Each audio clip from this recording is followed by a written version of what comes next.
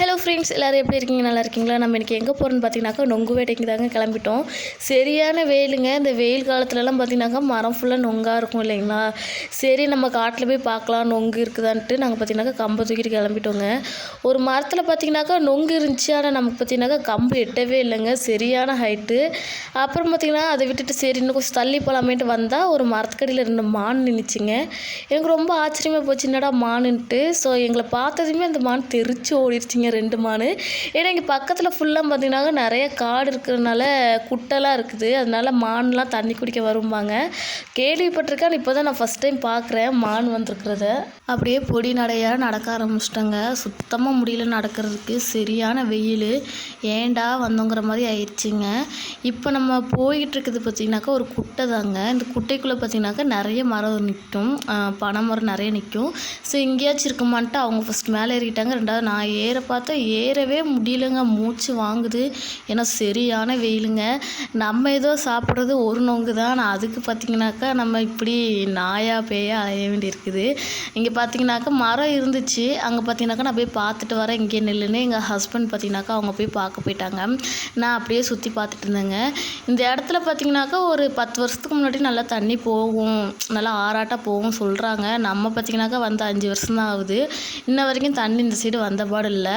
அப்புறம் பார்த்திங்கனாக்கா நாங்கள் போய் பார்த்தோம். அங்கேயும் நொங்கு இல்லைங்க. அடுத்த இடத்துக்கு போகலான்ட்டு நாங்கள் கிளம்பிட்டோங்க. அப்படியே நடந்து இப்படியே நடந்துகிட்டே தான் இருக்கும். ஒரு மரத்துலேயும் ஒன்றும் பறிச்சபடி இல்லை.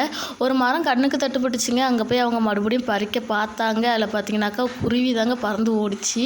இங்கேயுமே பார்த்திங்கனாக்கா நொங்கு இருக்குது. நமக்கு எட்டலை. ஒரு பனை மரம் வந்து கொஞ்சம் டஸ்ட்டு மிஸ்ஸில் ஒரு பனை ஓலை வந்து தலையிலே விழுந்திருக்கும். கொஞ்சம் கீழே தள்ளி போய் விழுந்துருச்சு.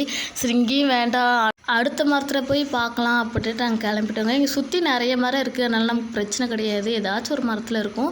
போயிட்டே இருக்கும்போது பார்த்திங்கனாக்கா ஒரு கிணறு என் கண்ணில் தென்பட்டுச்சு. இந்த மாதிரி பழைய காலத்து கிணறு பார்த்தாலே எனக்கு ஆர்வமாயிரும் போய் எட்டி பார்க்கணுன்ட்டு.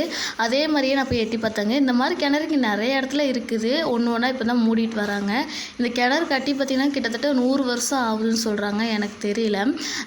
இது பார்த்திங்கனாக்கா எட்டி பார்க்கறது கூட பயம். லைட்டாக சறுக்கி விட்டால் அவ்வளோந்தான். உள்ளே நல்லா ஆழமாக இருக்குது. இது எப்படி தான் தோண்டியிருப்பாங்கன்னு கூட தெரியல. உள்ளே தண்ணி இருக்குமா அப்படின்ட்டு எனக்கு ஒரு யோசனை. அதனால் கல்லை தூக்கி போட்டு பார்த்தோம். சரியான சவுண்டுங்க. உள்ளக்க தண்ணி இருந்துச்சு. அப்புறம் மறுபடியும் இன்னொரு கல் தூக்கி போட்டு பார்த்தாங்க. தண்ணி இருக்குதான்ட்டு நல்லாவே சவுண்டு கேட்டுச்சு. கிணற பார்த்த சந்தோஷத்தில் கிணறையே வீடியோ எடுத்துகிட்டு இருந்தேன்னா ஃபோன் பார்த்திங்கனாக்கா சுவிட்ச் ஆஃப் ஆயிடுச்சுங்க. நமக்கு ஒரு மரம் கிடச்சிச்சு. அதில் பார்த்திங்கனாக்கா நொங்குமே போட்டோம். நம்மளால் அதை வீடியோ எடுக்க முடியல.